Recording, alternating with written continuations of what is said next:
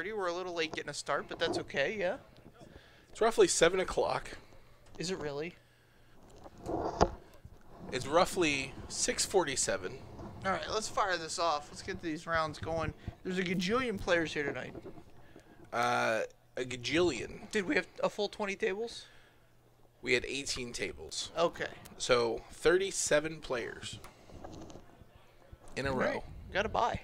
Somebody gotta buy out there. Buy. Bye.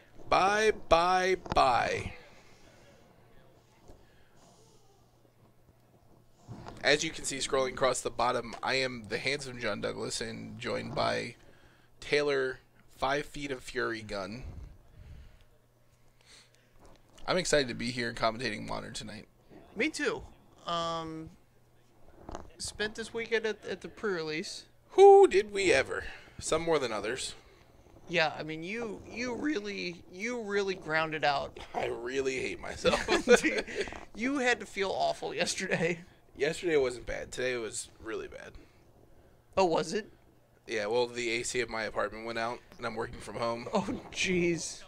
So it's just, like, completely exhausting. Are we on a window unit, or? Yeah. All right. Well, at least there's a fix to that. You know what I mean? Yeah, it wasn't actually the window unit that was the problem. It was that particular outlet was connected to something else and like blew the fuse, but I don't have access to the fuse. So I had to call the landlord to come and flip the switch. Sure.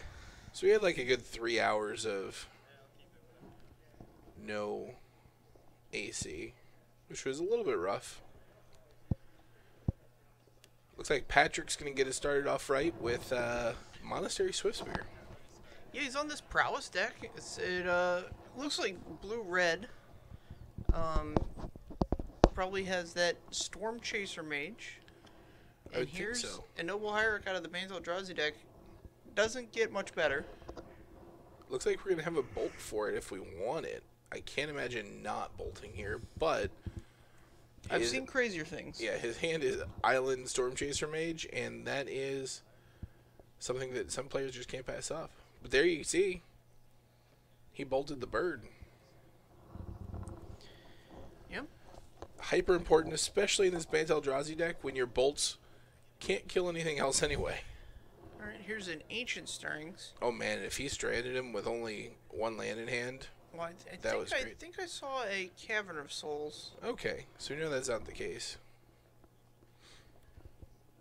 Digging for a temple still. Sure. Totally reasonable. Temple here plus Cavern next turn is a great guaranteed thought knot to hit the board. And I can't imagine that card just not being excellent. You know, you get to stop this Monastery Swiftspear. Maybe. You get to take. I just saw an interesting one in Patrick's hand. Yeah? In Faithless Looting. Okay. It does a pretty good job of filtering and building up a prowess count. So, yep, here's a turn 3 Thought Knot Seer.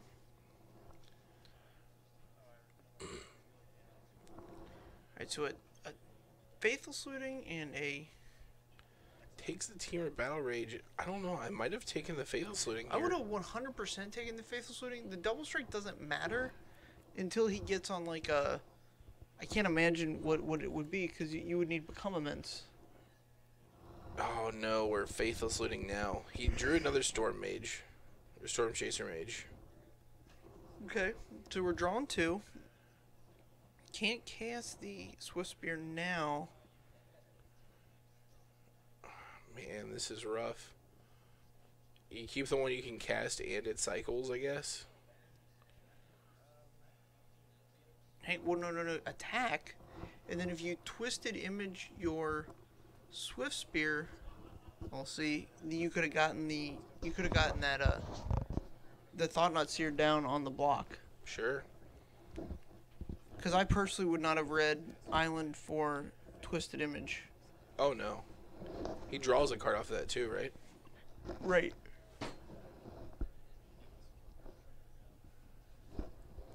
Alright, so we targeted the Storm Chaser Mage. So the Storm Chaser Mage is currently a 5/3.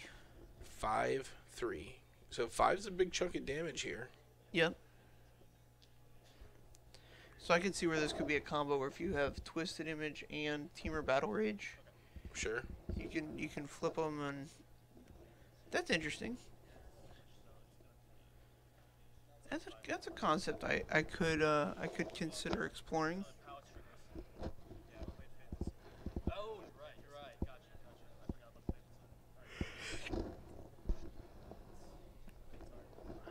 Alright, so down to 8. He's going to have a flashback Faithless Looting next turn.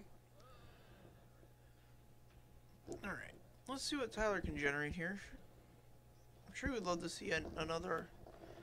See, if he sees an Eldrazi Temple here, he can... Smash all the realities. Yep, there's a second I'm excited temple. to smash here. Let's smash. Yeah.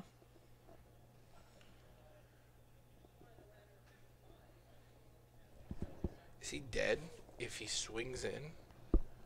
If he smashes and swings in with both? And needs 8. Oh, see, I would just smash here. Why is he not smashing? I guess if he plays a Sky Spawner, he can block. Block doesn't do anything. It just fogs, basically. Alright, here's a Sky Spawner. Alright, well, we've done the Sky Spawner things. You can block 1. What's the draw here? Is that a Vapor Snag? Man. You don't use the Vapor Snag this turn, but this sets up a great next turn.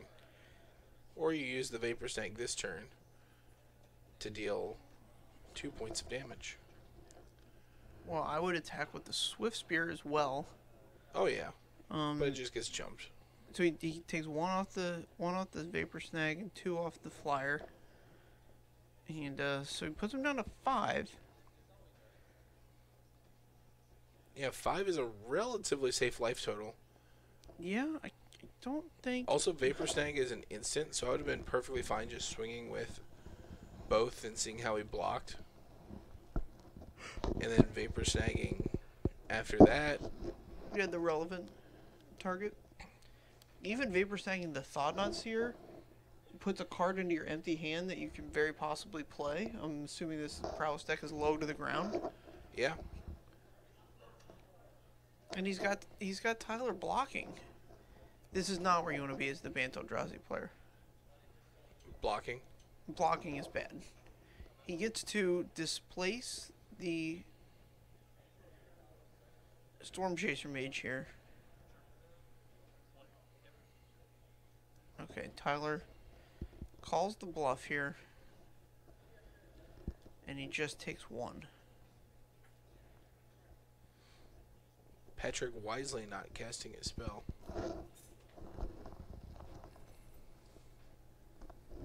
Yeah, he sees what's up. Patrick needs, like, bolt, snap, bolt. Really, just any bolt should do it. Just a bolt is enough.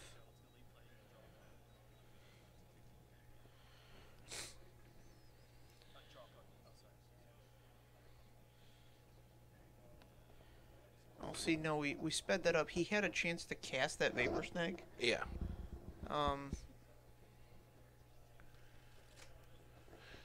Yeah, I don't know that he represented that trigger properly.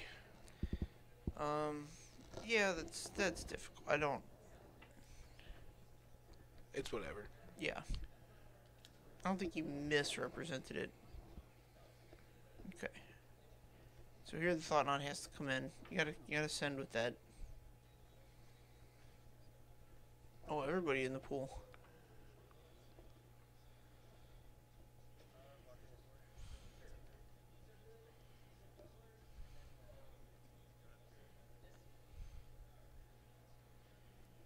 Alright.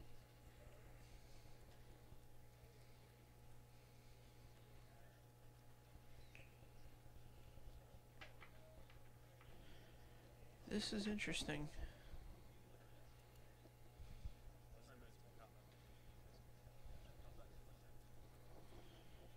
Alright.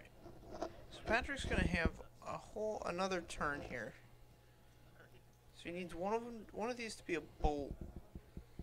They're both lands. That's Neither not gonna do are it. bolts. It's not gonna do it. It could. I don't know why he's. I do understand why he's not playing out all of his lands. But I would definitely fetch with this Scalding Tarn. 7, 8, 9, 10, 11. Yeah, that should do it. So let's see, it's 9, 10, 11, 12, 13, 14, 15. Yeah, if he swings all in, he's got it. Correct. Patrick not making him swing. Probably a mistake, considering you play Bolt and you could just bolt something. Right. Survive, but...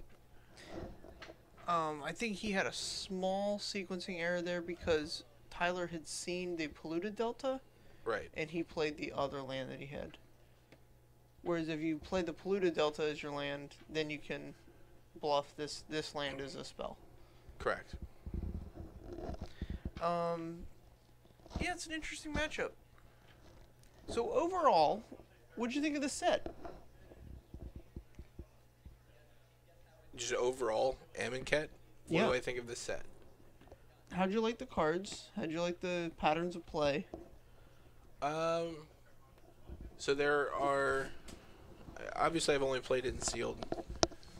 There are some cards that seem very powerful in sealed that are maybe too powerful. Like, I think all of the Embalmed Flyers are a little bit too good, considering the state of the removal, and the fact that most of the other creatures are kind of small.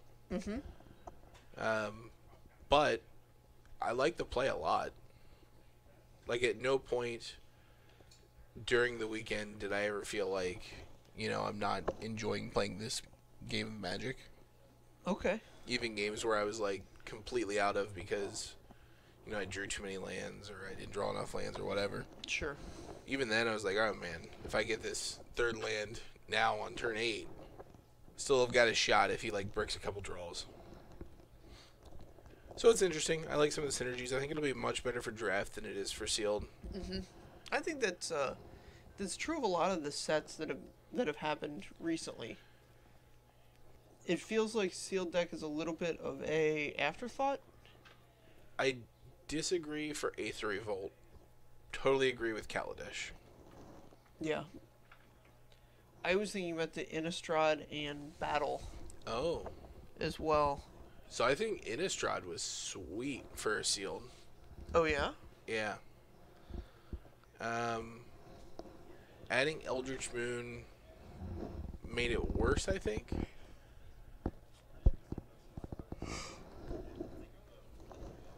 Battle was fun, though.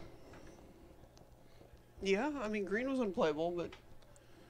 So... In draft. No, in sealed as well.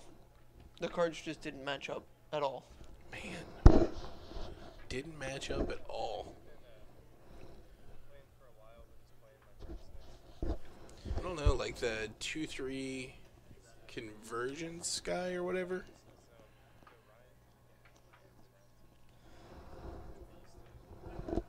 Was pretty sweet. Like being able to play a 4/4 for turn 3 was or on turn 3 was a big deal. Sure.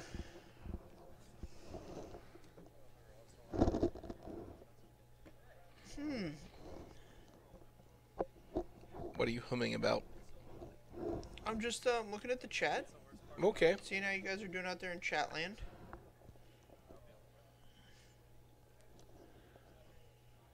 No land for Patrick. Now, he was on a mold of 5 last game.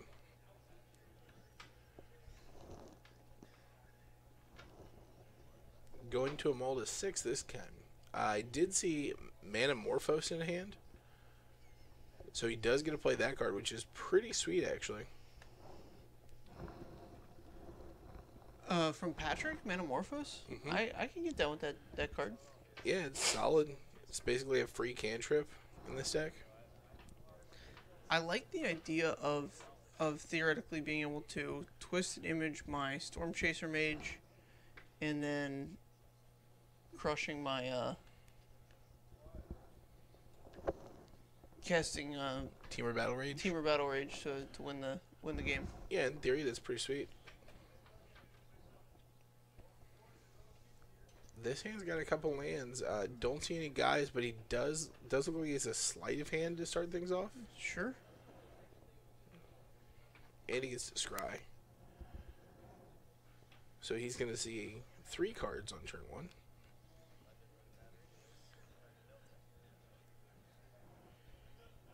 All right. Oh man, exquisite firecraft. So exquisite. This deck is cool. There's a lot of cards I had not considered to like put next to each other. Sure. Yeah, it seemed like it worked okay last round.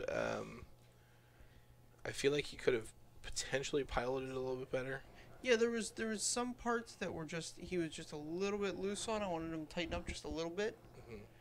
But all right, so the draw here is Manamorphose instead of a second sleight of hand. I don't know that I agree with that if he doesn't have a creature already. Sure.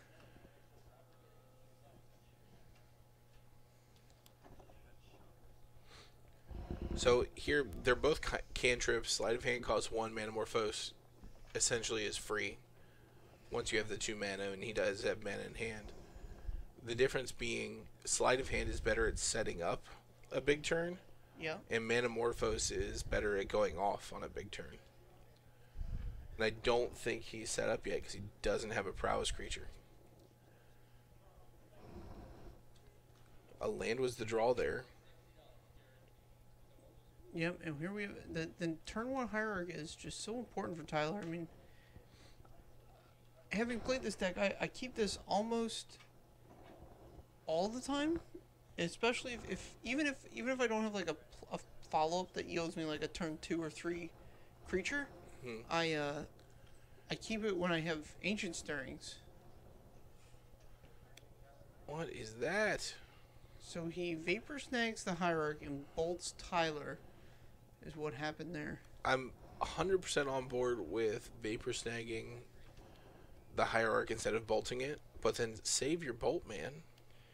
Yeah, there's no need. The only reason you would need to cast that bolt there is if your hand was filled up in such a way that you had all your mana accounted for the next 3 turns.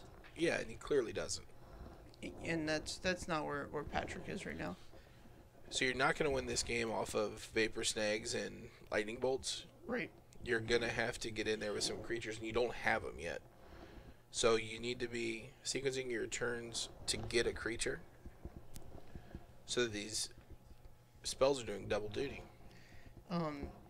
Yeah, I would, if I'm in a land-heavy draw with a deck like this Prowess deck, you're missing just one component from the larger picture. So you want to save up those other cards because they're going to help you make the maximum value out of that Swift Spear or Storm Chaser Mage that you draw. Right. So you know he's got the Thought Knots here. Might as well run this Manamorphose out there.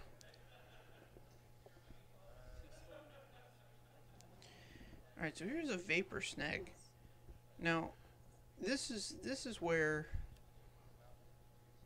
Oh, man. Okay. So we're going to use the Vapor Snags aggressively there.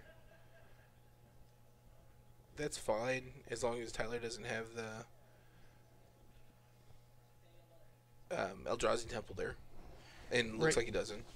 Nope, we got a Brushland. Man, that bolt would look real nice right now. Concur. Oh, man. Young Peasy. Young Pyromancer is quite the strong one. You want to talk about a circumstance where a bolt would look nice. I mean, if he would have... Even if he waited, drew, and hit Young Peasy bolt, that would have been... You're way ahead at that point. You're way ahead in this game. At that point, Reality Smasher is something that can get him back in, but even Thought Knot Seer isn't very good against you. Right. With a mana up. I mean, you've got a bunch of lands in hands. That's not exciting, but...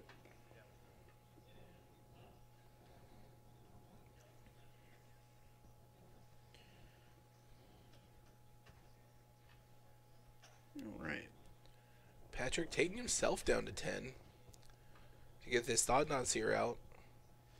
I don't know if he's going to be happy or sad at this. Yeah, just sees the land. So the Thought Knot is... Not yet. Yeah, he's at 17. I'm at 17 right now. Well, that's gonna take it. But you probably will. I would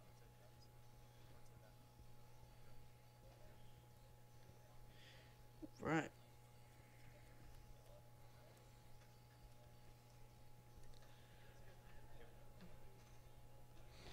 Yep. So if you're land flooded, you want to be popping these fetches, unless you have like Searing Blaze in the deck or something like that. The other, I mean, so the other side of that argument is that the percentage gained is so low. Oh, it's less than 1. very small percentage, yes. But when you do that over the course of however many games or tournaments you're gonna play, Right. that percentage starts to add up. You're gonna eke out more games, and you'll just have a better time. You get it's a little bit of confirmation bias. See, now here's this is bad sequencing, because should this card be a card we need to get active in play, you don't want to have to sacrifice the fetch land after a scry where you've kept 1 or 2 on top. Right. So almost always with this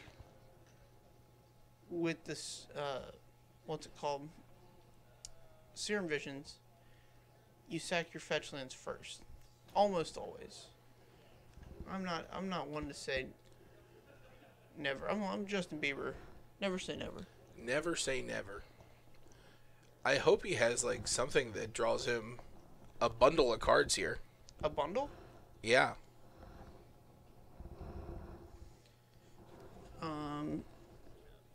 Another Thought Knot Seer revealing 2 lands this time.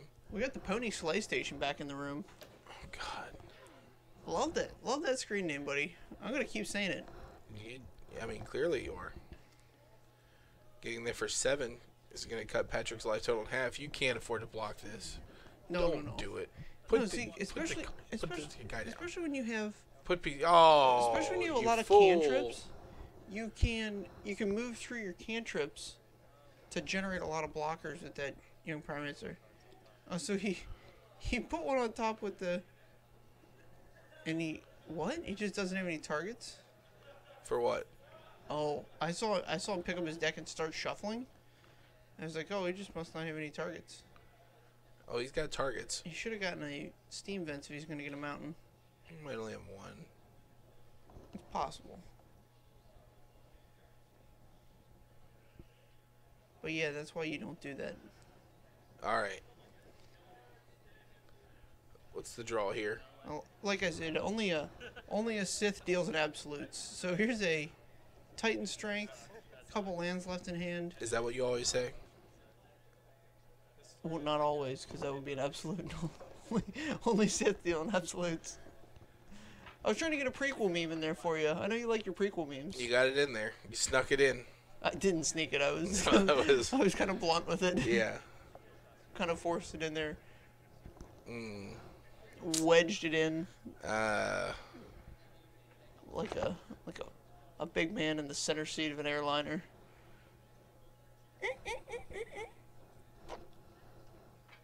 I thought you were just continuing to make Star Wars puns.